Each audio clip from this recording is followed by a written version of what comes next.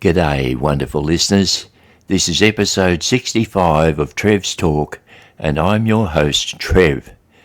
Last week, I left off talking about the Moody Scholarship Fund raising funds from other charities. An idea I got from reading about the Franciscan monks connected to the St. Anthony's Messenger magazine, raising funds and distributing them among smaller established charities engaged in good works. This is exactly what the Medjugorje Centre charity can do too. It can do charitable projects itself, and if it has funds enough, it can give funds to other established charities involved in doing good works. The idea that the Medjugorje Centre charity may ever be financial enough to help other charities with funds may sound a bit far-fetched at this stage, but I am always aware that the Medjugorje I possess will be validated and fully empowered after I am involved in some serious publicity. I spoke about that way back in episode 3, also episode 12, and again in episode 26. When the Medjugorje is fully empowered, it will bring substantial donations into the charity and a definite possibility of being able to help other charities. There was a guy mentioned in the Bible named Saul who spent his time persecuting Christians. After Jesus was crucified, Saul was travelling along a road leading to a town called Damascus, when he had an encounter with the risen Jesus, or the Spirit of Jesus. Saul had a profound experience that completely reversed his life.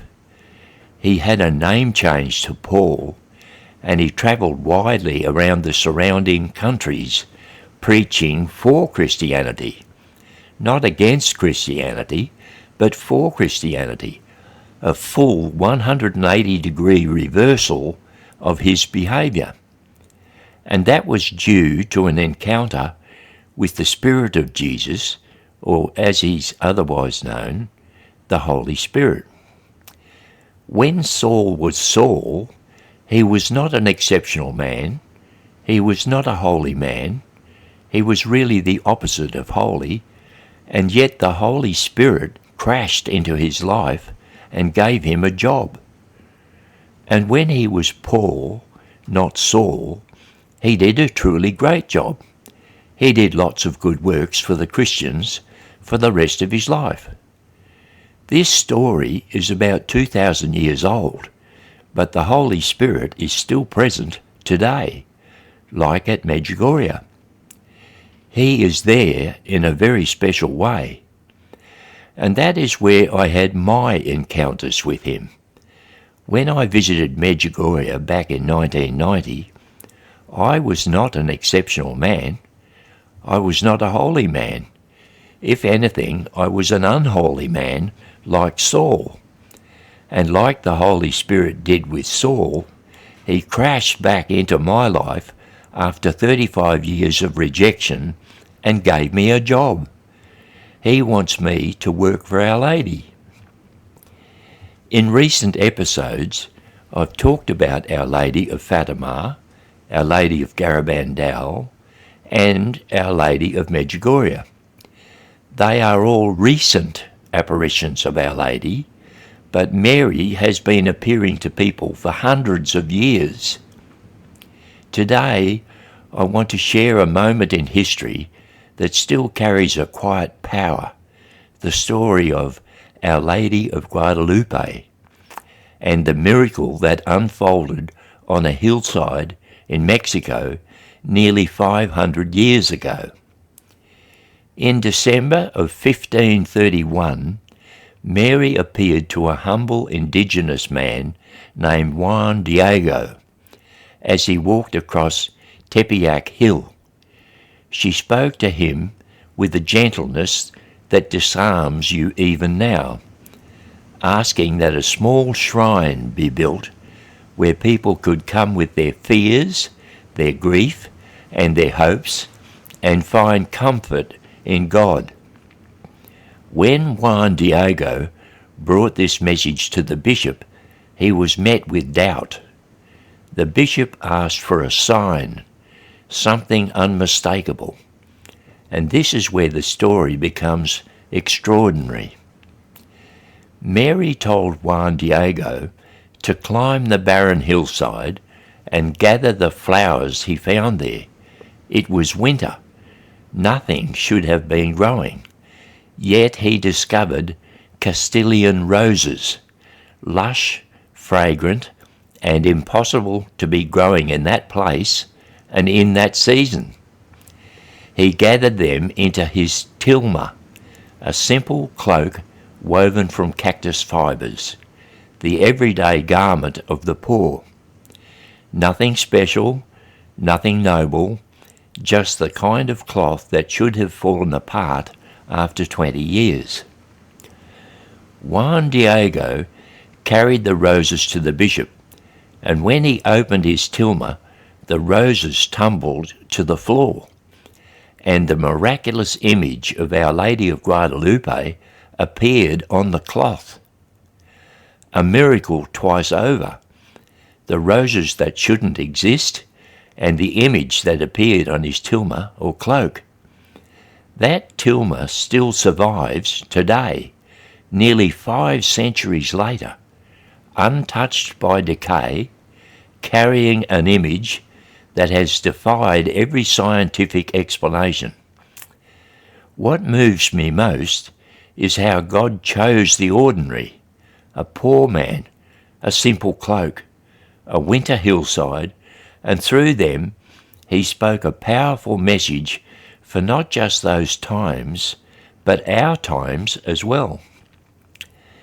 We all have moments when life feels barren, like that Mexican hillside in winter. And yet, grace has a way of surprising us. Roses appear where they shouldn't. Strength arrives when we least expect it. And sometimes, the very thing we thought was ordinary, like Juan Diego's tilma or cloak, becomes the vessel for something sacred, like the image of Our Lady appearing on that tilma or cloak as the spiritual sign for the doubtful bishop. The original tilma of Saint Juan Diego, the one bearing the miraculous image of Our Lady of Guadalupe, is housed in the Basilica of Our Lady of Guadalupe in Mexico City, specifically in the newer basilica built in 1976 to accommodate an enormous number of pilgrims. It is displayed above the main altar, protected behind bullet-resistant glass, and kept in carefully controlled conditions to preserve the cactus fibre cloth. Can the public view it? Yes, absolutely. In fact, the basilica is designed so that millions of pilgrims can see it every year. There are 2 main ways people view the tilma. View 1, on moving walkways beneath the image. Visitors pass underneath on gentle conveyor belts that keep the crowd flowing and prevent people from blocking the view. This allows everyone to see the tilma up close without congestion.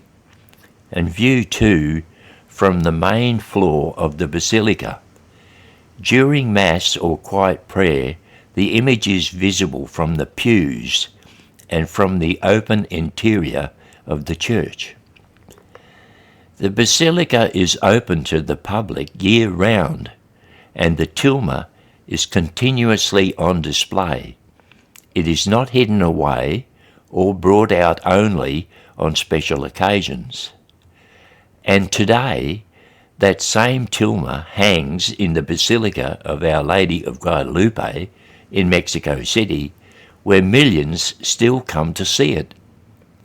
You, wonderful listeners, can Google search Our Lady of Guadalupe, and when the page comes up, you can go to Wikipedia, where there is a very good account of this miracle from nearly 500 years ago.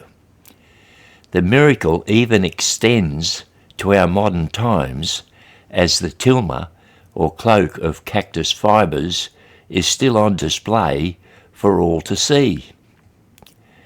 Today's episode talks a lot about Our Lady, and I believe that is part of the job I was given at Medjugorje.